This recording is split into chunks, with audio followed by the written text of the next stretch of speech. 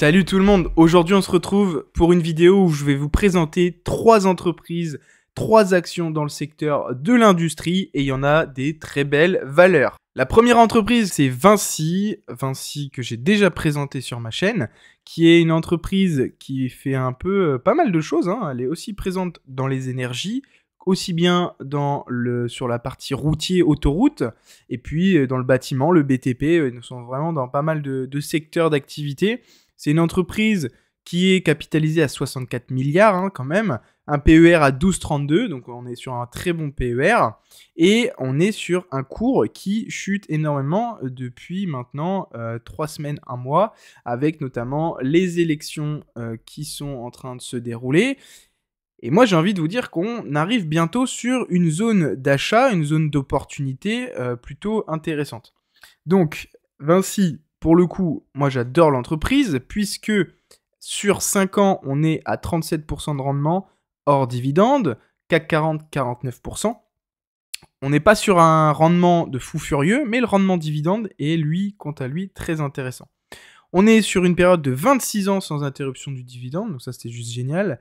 Il augmente quasiment tous les ans. Là, on est sur un plus haut historique, hein, 4,50 € du dividende, donc on est presque à un rendement à entre 4 et 5% de rendement au dividende par année. Donc si on prend juste le rendement dividende plus la croissance de l'entreprise, on peut tabler sur du 8 à 10% par an. Si on regarde un peu la segmentation des ventes, eh bien on est majoritairement en France, mais ça c'est pas le problème, puisqu'on est aussi présent un peu partout, que ce soit au Royaume-Uni, en Allemagne, dans d'autres pays européens, et puis un petit peu aux États-Unis, en Amérique et en Afrique. On est diversifié avec Vinci sur la partie construction BTP, sur la partie énergétique, sur la partie autoroute, et donc ça reste une entreprise de qualité. Si on regarde les free cash flow par action, eh bien, ils sont très corrects, hein, ils augmentent chaque année. Le chiffre d'affaires, eh bien, lui, depuis 2021, on n'en parle même pas, hein, c'est monstrueux ce qui se passe. Voilà, depuis 3 ans, on est sur 13% d'augmentation du chiffre d'affaires, 24% et 11%. Donc, on a une croissance à 2 chiffres sur les 3-4 dernières années. La croissance des free cash flow, eux aussi, c'est top, hein, donc l'entreprise, elle n'a aucune difficulté financière. La marge nette qui est très basse, mais dans ce secteur d'activité, c'est conforme avec toutes les autres industries. Donc là, il n'y a pas de souci là-dessus. Et si on regarde la dette, on est un petit peu haut hein, en 2020-2021. On est à 3,95, 3,08. Mais quand on voit la taille des chantiers de Vinci, on se dit que c'est normal quand on a des chantiers à plusieurs millions, voire plusieurs milliards, que le ratio dette sur EBITDA soit assez haut. Donc ça se comprend énormément. Mais voilà, Vinci, c'est quand même une entreprise de grande qualité que j'aime beaucoup, avec une croissance du dividende à 11% par an sur 5 ans. Donc franchement, c'est du solide. Si on regarde un petit peu l'analyse ABC Bourse, eh bien on est sur une jolie note de 17 sur 20. Alors, dividende, on est au top du top. Santé financière, je vous l'ai montré rapidement, c'est plutôt pas mal. Performance passée, bah voilà, on est sur un business de qualité. Le risque, eh bien, il est quand même vachement dilué parce que c'est une entreprise qui est présente un peu partout et qui est diversifiée. Le PER de la société est à 11,29, tandis que sur le secteur, on est plutôt à 13,27, donc on est en dessous, donc ça c'est bien. Donc moi, Vinci, c'est vraiment une entreprise de qualité que j'ai détenue dans mon portefeuille un bon moment, où j'ai pris mes plus-values là, il y a quelques temps, et je pense réinvestir sur Vinci d'ici quelques semaines, voire quelques mois, quand ce sera bien calmé. On passe maintenant à la deuxième entreprise dans le secteur de l'industrie, c'est Airbus. Alors, beaucoup de personnes vont critiquer ce choix, j'aurais pu en présenter beaucoup d'autres, mais Airbus, pour moi, ça reste quand même du très très solide, avec une capitalisation à 130 milliards, un ratio PER à 30,15, donc on est quand même assez haut. Airbus, hein, bon, pour ceux qui ne les connaissent pas, hein, ils fabriquent, ils conçoivent de toutes les solutions aérospatiales et aéronautiques. Ils font donc de la partie défense, de la partie militaire, mais aussi de la partie passager. Si on regarde maintenant la valeur de l'entreprise en bourse, eh bien, clairement, on voit le Covid arriver. Hein, l'entreprise, elle est passée de 130, un pic à 130 quelques euros à 47. Clairement, l'action a été divisée par 2,5. impressionnant. Et là, on est redevenu sur des plus hauts historiques récemment. Et là, ça rechute un peu comme tout le CAC 40, un peu comme toutes les entreprises en ce moment. Mais en tout cas, Airbus, c'est un business de qualité. Si on regarde un petit peu par rapport au S&P 500 ou au Nasdaq 100, on n'est qu'à 30% de rendement, mais le secteur industriel a quand même vachement souffert. Et puis si on avait investi au pic Covid, forcément, là, ça fait mal. Mais si on fait un DCA tout le long, eh bien, on est sur du rendement quand même intéressant.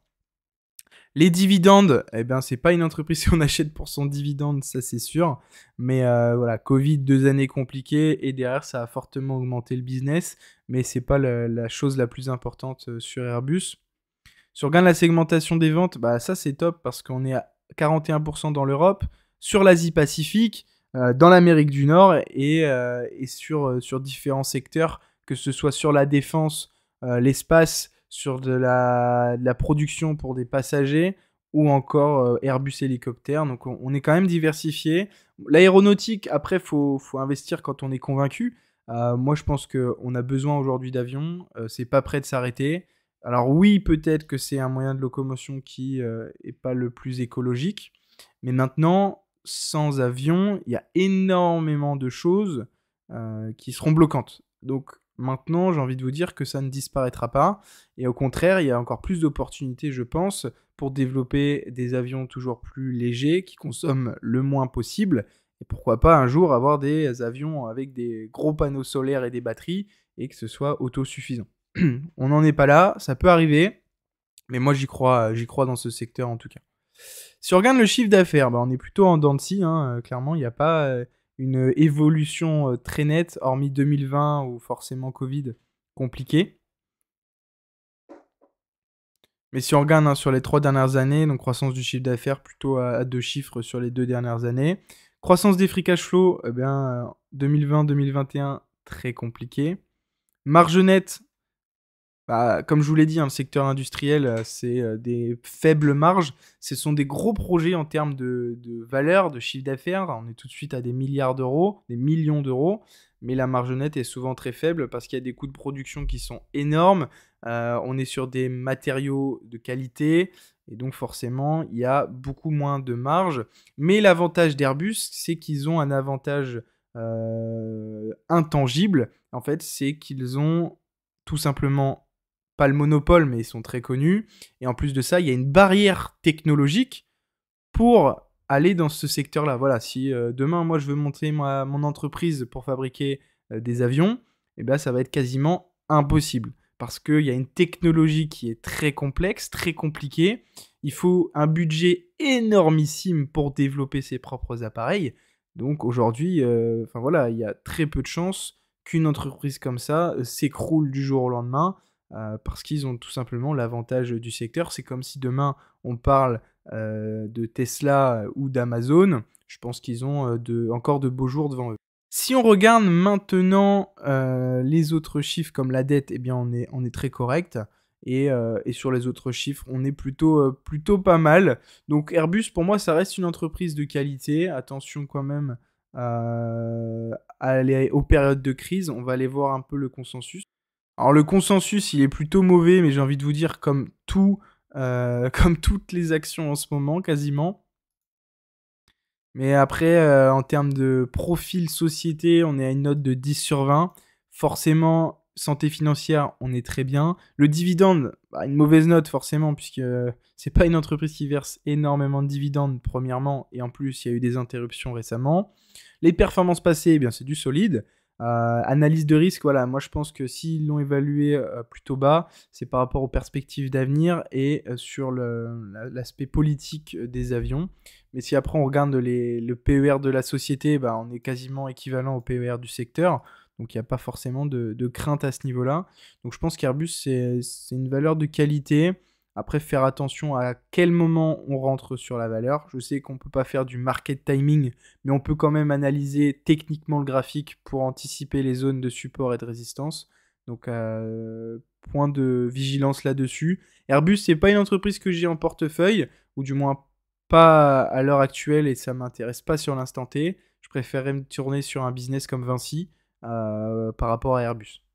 Et enfin, la dernière entreprise dans le secteur de l'industrie, c'est Saint-Gobain, que j'ai déjà aussi présenté sur la chaîne. Donc Saint-Gobain, qu'est-ce qu'ils font? Eh bien, eux, c'est plutôt, ils conçoivent, ils fabriquent et distribuent des matériaux, des solutions pour le bien-être dans le monde entier, sur différents secteurs d'activité, que ce soit sur du verre, que ce soit sur des mortiers industriels, des produits d'extérieur, des tuyaux, de l'isolation, des plaques de plâtre, du verre d'intérieur, du verre d'enduit, des matériaux de haute performance. Donc ils sont vraiment sur pas mal de choses et ils sont diversifiés par la géographie puisque c'est un groupe qui est mondialement connu, fondé en 1665. Donc clairement, l'entreprise, elle date un petit peu et elle n'est pas près de s'écrouler. Quand on voit la capitalisation à 42 milliards, un PER aux alentours des 15 et une croissance du dividende à 9% par an sur les 5 dernières années, on peut dire que c'est du solide. Si on regarde la courbe, bah clairement Saint-Gobain, c'est une action plutôt cyclique avec une tendance haussière. Voilà, Covid, 16 € l'action. Aujourd'hui, on est pratiquement à 80 €. Donc il y avait aussi là une belle opportunité d'achat. Même en fin 2022, un beau moment pour investir dessus. Mais là, on est sur des plus hauts historiques. Donc Saint-Gobain, j'y mettrai pas forcément une pièce maintenant, même si ça reste un business de qualité. Sur 5 ans, on est à 160% de rendement, contre 50% au CAC 40. Donc ça, c'est vraiment impressionnant. Le dividende, bah voilà, année compliquée Covid, donc forcément pas de croissance, pas de dividende, mais bien sûr derrière ça a augmenté au vu des chiffres de l'entreprise. Mais si on regarde un petit peu le dividende, voilà, depuis très longtemps il y en a eu et pendant longtemps il est resté à 1,24 € par action. Et de toute façon, c'est pas une entreprise qu'on achète pour le dividende. Les actions en circulation, eh bien ça fait que baisser depuis des années, donc ça c'est un bon indicateur. Concernant la segmentation des ventes, eh bien, on est présent un peu partout, que ce soit en France, dans le monde, aux États-Unis, en Europe du Nord. Donc ça, c'est top. Et puis sur plein de secteurs, hein, comme je vous l'ai dit tout à l'heure, sur l'aspect verre, sur l'aspect matière, isolation, plaques de plâtre. Donc ça, c'est pas mal. Chiffre d'affaires, bah voilà, on est plutôt en croissance sur les dernières années. Donc un business qui est florissant, avec une croissance à 2 chiffres hein, sur les 2 dernières années. En 2023, un peu plus compliqué, mais quand on fait une croissance à 15,8%, puis 15,9%, forcément derrière, il y a une petite chute. La marge nette, là, c'est le point un peu sensible hein, de Saint-Gobain, c'est qu'ils font très peu de bénéfices, très peu de marge sur ce qu'ils vendent. Donc ça, c'est le point de vigilance. Quand on commence à vendre à 1-2% de marge nette, c'est pas évident. Mais encore une fois, le secteur de l'industrie fait que les marges sont très faibles. On n'est pas dans du luxe, on n'est pas dans des solutions technologiques, on n'est pas dans ces secteurs où la marge est tout de suite 30%. Là, c'est pas le cas. Mais c'est un secteur, encore une fois, avec beaucoup d'investissements, beaucoup de technologie, hein, c'est quand même très technique, et donc forcément, personne, ou du moins c'est compliqué de rentrer sur un marché comme ça. La dette, eh bien, ça c'est top. Hein. Depuis 2018, ça a fait que chuter, donc ça c'est vraiment un top indicateur. Si on regarde un petit peu la note ABC Bourse, eh bien, on est à 14 sur 20, ça me paraît cohérent, avec un dividende, voilà, pas très bon, mais ça, je vous l'ai dit juste avant. Performance passée, bah, on a un super retour d'expérience sur Saint-Gobain. Elle a été créée en 1660, l'entreprise, donc forcément, ça, c'est top. Santé financière, analyse de risque, eh ben, il y en a très peu. Donc voilà, il y a juste le dividende qui est un petit peu dommage. Mais en tout cas, ça reste une entreprise de qualité. Peut-être pas le meilleur moment pour rentrer, encore une fois, mais une belle entreprise qui a de belles performances passées. Et je pense que sur le futur, on est plutôt sur du solide. Donc là, si je devais classer dans le top 3 ces 3 entreprises, je mettrais Vinci en premier, Saint-Gobain en deuxième et Airbus en troisième. Il y a d'autres entreprises que j'aurais pu présenter, comme Schneider Electric, qui est très intéressante aussi. Mais voilà, fallait faire un choix. J'ai privilégié ces 3 entreprises. Dites-moi dans les commentaires si ça vous a plu que je présente ces entreprises. Un petit like, ça fait toujours plaisir. Et aussi, regardez dans la description le serveur Discord des investisseurs. Il va y avoir pas mal de nouveautés, pas mal de changements quand j'aurai fini le challenge 31 vidéos parce que ça me prend beaucoup de temps. Mais vous en faites pas, il va y avoir du nouveau. C'était Alexandre. Salut!